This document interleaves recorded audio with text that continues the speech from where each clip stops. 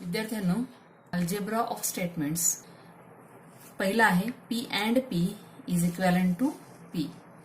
P or P is equivalent to P. याला म्हणतात idempotent law. Second आहे P or Q is equivalent to Q or P.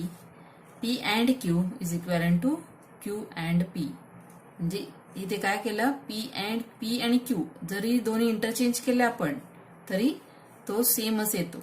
त्याला commutative law म्हणतात. आता third आहे associative law. Associative law म्हणजे यामध्ये 3 स्टेटमेंट्स असतील, P Q R, P or Q or R. इथे क्यू आणि आर यांचा पहिला ऑर घेतलेला आहे, तर राईट हँड साइड मध्ये पी आणि क्यू यांचं ऑर अगोदर घेतलंय, मग नंतर ऑर. हे दोन्ही असं घेतलं म्हणजे पी ऑर. पहिल्यांदा इथे क्यू आणि आर यांचा ऑर पहिल्यांदा घेतला, यामध्ये पी आणि क्यूचा ऑर पहिल्यांदा घेतला, तरी हे दोन्ही व्हॅल्यू सेम येतात. सेम तसंच अँड मध्ये सुद्धा P and Q and R is equal to P and Q and R. जसं इथे आपल्याला माहिती आहे अल्जेब्रामध्ये 2 + 3 + 4 इज इक्वल टू 2 + 3 + 4. कारण का 2 + this bracket is 7, its value is 9, 2 + 3 5, 5 + 4 that is answer is 9. so these are equivalent. Same तसंच इथे आहे, त्याला असोसिएटिव्ह लॉ म्हणायचा. त्यानंतर फोर्थ आहे डिस्ट्रीब्युटिव्ह लॉ. यामध्ये एक ऑर आणि एक अँड असेल. एक ऑर एक अँड म्हणजे इथे बघा 3 स्टेटमेंट्स असतील, P Q R, P or Q and R is equal to P or Q and P or R. आणि सेकंड आहे पहिल्यांदा अँड येते P and Q or R is equal to P and Q or P and R. Sorry, इथे P and R पाहिजे. बघा distributive law मध्ये एक or एक अँड ऑर. आता हे अल्जेब्रामध्ये जर पाहिलं आपण, जसं आपल्याला माहिती आहे 2 × x + y, 2 × x + y it is equal to 2 × x + 2 × y. त्याप्रमाणे इथे डिस्ट्रीब्यूट होणार इथे, म्हणून याला डिस्ट्रीब्युटिव्ह लॉ म्हणतात. इथे ऑर अँड, जेव्हा एक ऑर एक अँड किंवा एक अँड एक ऑर असेल तर हा लॉ वापरायचा. Next is negation of P or Q is equal to negation P and negation Q. Second आहे negation of P and Q is equal to negation P or negation Q. याला De Morgan's law म्हणतात. आपण negation of disjunction आणि negation of conjunction मध्ये पाहिले, तोच law इथे वापरलेला आहे.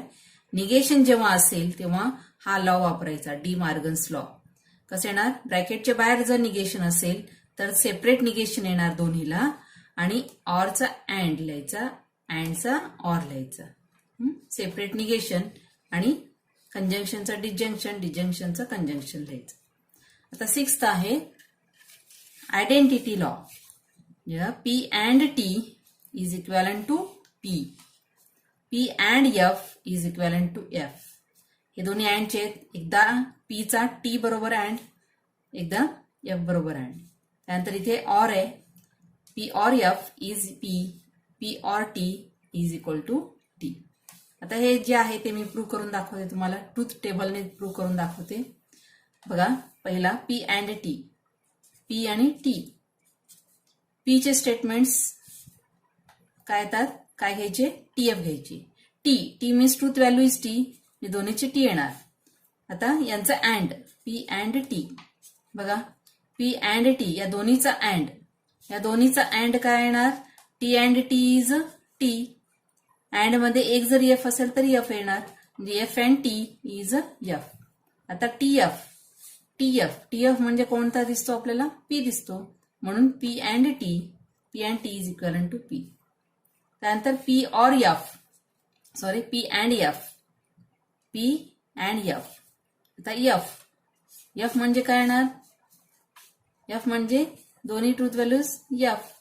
मग या दोन्हीचा अँड, यांचा आणि यांचा अँड, म्हणजे T and F, P and F.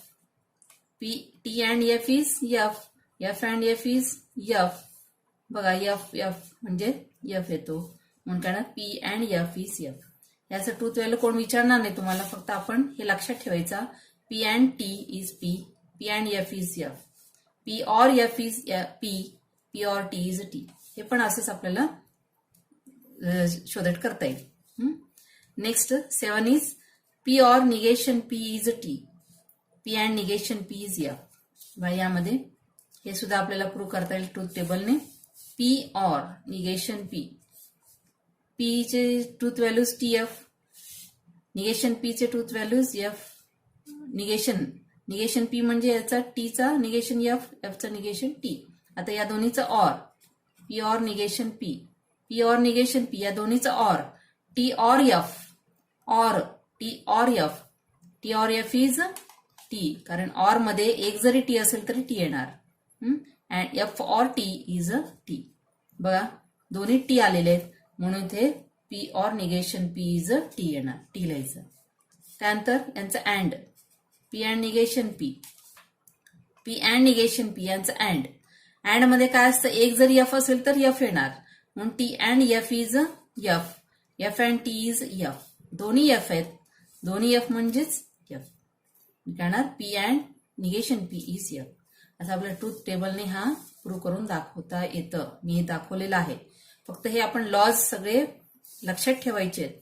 हे प्रूफ कोण विचारणार नाही तुम्हाला, फक्त आपल्याला समजण्यासाठी मी हे तुम्हाला प्रूव्ह करून दाखवलेलं आहे. त्यानंतर नेक्स्ट आहे P or P and Q is equivalent to P. इथे बघा दोन स्टेटमेंट आहेत पी, एकदा ऑर एकदा and. P or P and Q is P, P and P or Q is P. ह्याला ऍब्सॉर्प्शन लॉ म्हणतात. हा सुद्धा ट्रूथ टेबल तयार करून आपल्याला दाखवता येईल. म्हणजे पी पहिला घेतला, त्यानंतर क्यू लिहिला, त्यानंतर पी अँड क्यू लिहिला आणि P or P and Q. बघा पीचे स्टेटमेंट्स येणार टी टी एफ एफ. त्यानंतर ट्रूथ व्हॅल्यूज क्यूचे truth values T F T F. आता पी अँड क्यू या दोन्हीचा अँड, दोन्हीचा अँड म्हणजे काय असतं, एक जरी एफ असेल तरी एफ. आता P or P and Q, P or या दोन्हीचं ऑर म्हणजे T, T or F is F, T F or F is F, F or F is F. बघा T T F F, T T F F म्हणजे कोणता येणार, तो P statement हा झाला. सेकंड तसंच आपल्याला प्रूव्ह करता येईल. समजलं. आता नववा आहे P implies Q is equal to negation P or Q. हे आपण या अगोदर पाहिलेलं आहे रिझल्ट म्हणून, तो इथे पुन्हा घेतलेला आहे. पी इम्प्लाइज क्यू याला कंडिशनल म्हणतात, एक इम्प्लिकेशन आहे हा. P implies Q is equal to negation P or Q. त्यानंतर नेक्स्ट आहे P double implication Q, P double implication Q is equal to, इथे दोन ब्रॅकेट्स येतील. पहिला जो आहे पी इम्प्लाइज क्यू प्रमाणे आणि दुसरा उलटा आहे क्यू इम्प्लाइज पी. त्यामुळे इथे काय येणार, P implies क्यूचा negation P or Q मध्ये अँड घ्यायचा आणि क्यू इम्प्लाइज पीचा निगेशन क्यू ऑर पी.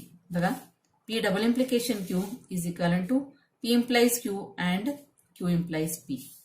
एकदा असं आहे एकदा असं येईल.